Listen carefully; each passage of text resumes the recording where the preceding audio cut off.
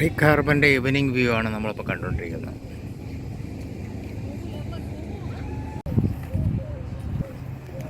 കാണാൻ ഒത്തിരി ഉണ്ട്.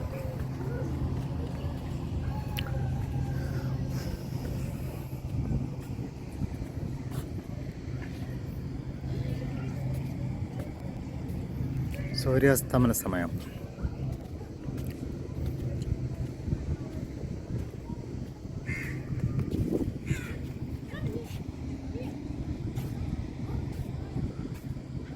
അങ്ങ് ദൂരെ കാണുന്നതാണ് Burj Khalifa, tallest building in Dubai in the world.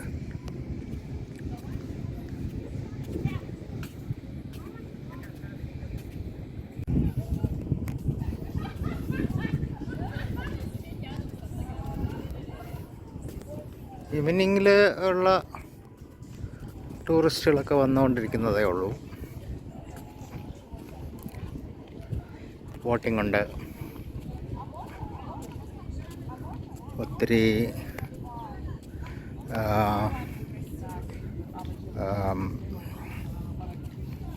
Floating റെസ്റ്റോറൻറ്റുകളുണ്ട്. അതിലൊരു റെസ്റ്റോറൻറ്റ് നേരത്തെ നമ്മൾ കണ്ടത്.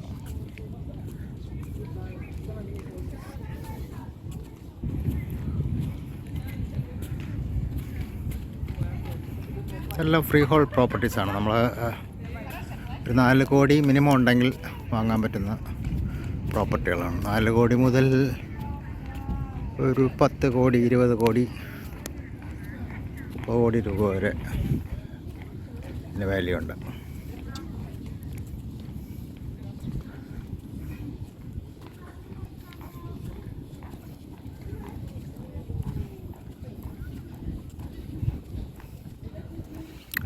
ഒത്തിരി ആൾക്കാർ ഇവിടെ ഇൻവെസ്റ്റ് ചെയ്യുന്നുണ്ട്. ലോകത്ത് മൊത്തമുള്ള ആൾക്കാർ ഇവിടെ ഇൻവെസ്റ്റ് ചെയ്യാൻ ഇൻട്രസ്റ്റ് ഉള്ളവരാണ്. ഒത്തിരി ആൾക്കാർ ലോകത്ത് മൊത്തം വന്നിട്ട് അവർ പ്രോപ്പർട്ടി ഇൻവെസ്റ്റ് ചെയ്യുന്നുണ്ട്. ടാക്സ് ഫ്രീ ആയതുകൊണ്ട് ഇപ്പോൾ നിങ്ങൾ ഈ വർഷം ഇൻവെസ്റ്റ് ചെയ്ത് കഴിഞ്ഞാൽ next year 3 times 4 times appreciation ഉണ്ടാവും.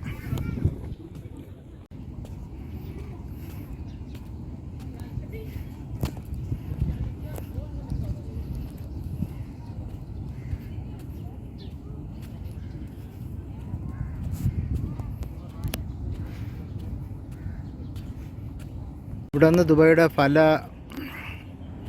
ഏരിയയിലേക്കും ബോട്ട് സർവീസ് ഉണ്ട്. ദൂരെ കാണുന്ന ബോട്ട് പോലെ ഇരിക്കുന്ന ഉണ്ടല്ലോ, ഇതായി കാണുന്ന ബോട്ട് പോലെ ഇരിക്കും. അതിൻ്റെ മുകളിൽ കയറി നിന്ന് കഴിഞ്ഞാൽ നമ്മൾ ഒരു ബോട്ടിൽ സഞ്ചരിക്കുന്ന ഫീലിംഗ് നമുക്ക് കിട്ടും.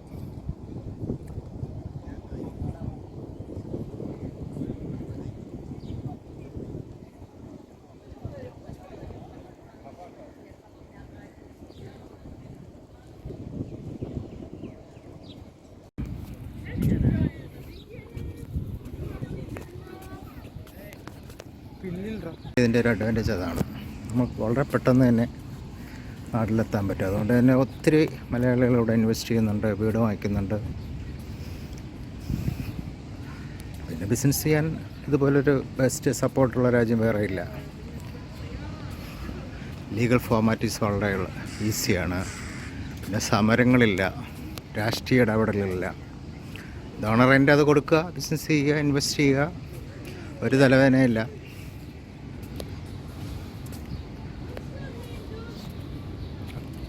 ദുബായിയുടെ ഒരു അഡ്വാൻറ്റേജ്.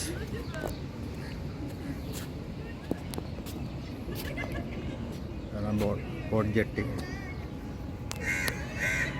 ഇതാണ് ബോട്ട് ജെട്ടി. ഇത് ഒത്തിരി സർവീസുകൾ വിടുന്നുണ്ട്.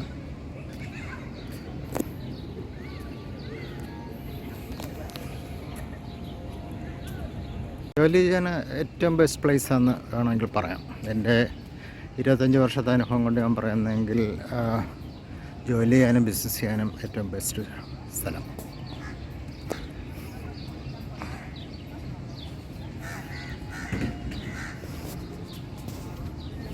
നമ്മുടെ കേരളക്കാരും ഇന്ത്യക്കാരുമാണ് ഇവിടുത്തെ ഏറ്റവും വലിയ ഇൻവെസ്റ്റേഴ്സ്. അവരാണ് കൂടുതൽ ബിസിനസ് ഒക്കെ ഇവിടെ ചെയ്യുന്നത്. എസ്പെഷ്യലി ജോയ് ആലുക്കാസ്, മലബാർ ഗോൾഡ്, പിന്നെ വർക്കി സ്കൂളുകളുടെ ഒരു ശൃംഖല തന്നെ അങ്ങേർക്കുണ്ട്. Varkey group of institutions. അപ്പോൾ എന്തുകൊണ്ടും നല്ലൊരു സ്ഥലം.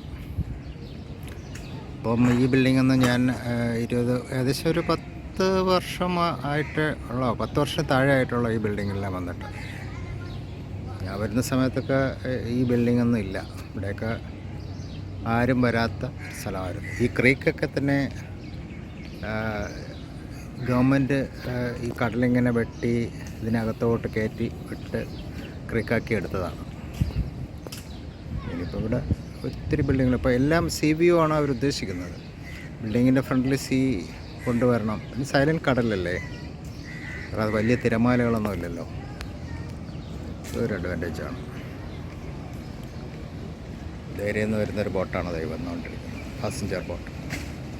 പെർ ഹെഡ് 4 രൂപയാണ് അതിൻ്റെ റണ്ണിങ് കോസ്റ്റ്. അരമണിക്കൂർ എടുക്കും ഇവിടെ നിന്ന് ധൈര്യത്തിലെത്താൻ.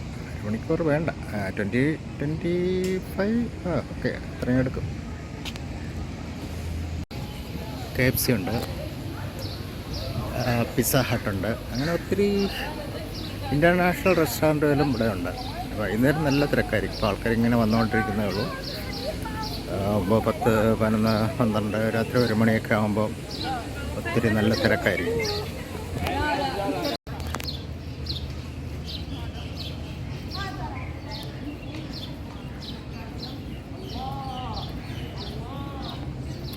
ഇവിടെ വിവിധ ഭാഗങ്ങളിലേക്ക് യാത്ര ആകാനായിട്ട് ടിക്കറ്റ് കിട്ടാനായിട്ട് ക്യൂ നിൽക്കുന്നതാണ് ഈ കാണുന്ന ക്യൂ.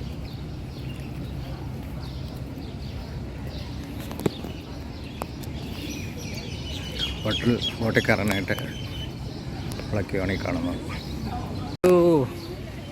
യൂറോപ്പിലൊക്കെ പോയ അവസ്ഥയാണ്. പക്ഷേ ക്ലൈമറ്റ് നല്ലതാണ്. യൂറോപ്പ് പോയാൽ തണുപ്പടിച്ച് എല്ല് പൊടിയേണ്ട ആവശ്യമില്ല, സ്കിന്ന് സ്ക്രാച്ച് വിടേണ്ട. നല്ല ആവശ്യത്തിനുള്ള ചൂടും ആവശ്യത്തിനുള്ള തണുപ്പുമുണ്ട്.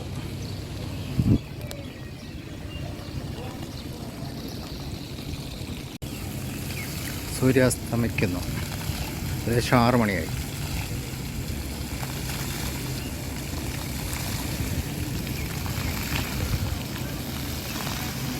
ഒരു ഗ്രൂപ്പ് തന്നെ ഉണ്ട് അവിടെ.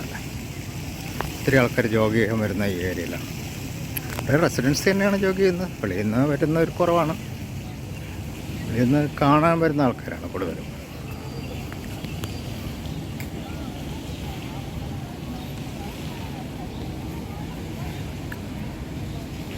ഗ്രീനറി ഉണ്ട്. ഹോട്ടൽ, ഒത്തിരി ഹോട്ടലുകളുണ്ട് പുതിയതായിട്ട് വന്നു. ഇൻ്റർനാഷണൽ ഹോട്ടൽ എല്ലാം MRൻ്റെ അണ്ടറിലായതുകൊണ്ട് അതിൻ്റെ പ്രൊഫൈല് ഒത്തിരി സ്ട്രോങ് ആണ്.